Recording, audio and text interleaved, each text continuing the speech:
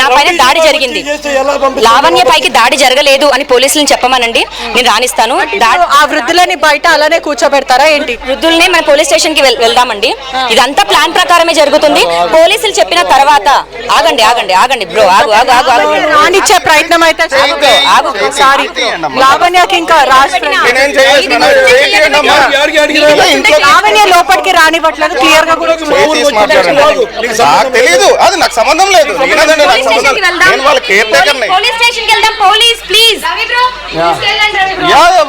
ప్రీతి చెప్పే బట్టి చూసుకుంటే కూడా లోపలికి ఖచ్చితంగా వెళ్తాము. ఇల్లు అంతా కూడా రాజ్ తరుణ్ కి సంబంధించి ఇల్లు అని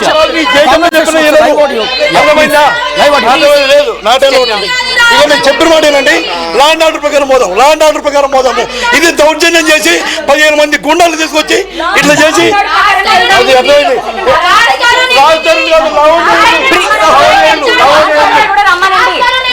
police sir please, police sir please, station లో మాట్లాడదాము, స్టేషన్ లో మాట్లాడదాము. నువ్వు సైలెంట్. 5 సంవత్సరాలు ఉన్నా నేను, 5 సంవత్సరాలు లేకుండానే నీ బిగ్ అంతా మాట్లాడిందా మీడియాలోకి వచ్చి? నా గురించి నా మగుడు గురించి లేకుండానే, సంబంధం లేకుండానే మాట్లాడిందా?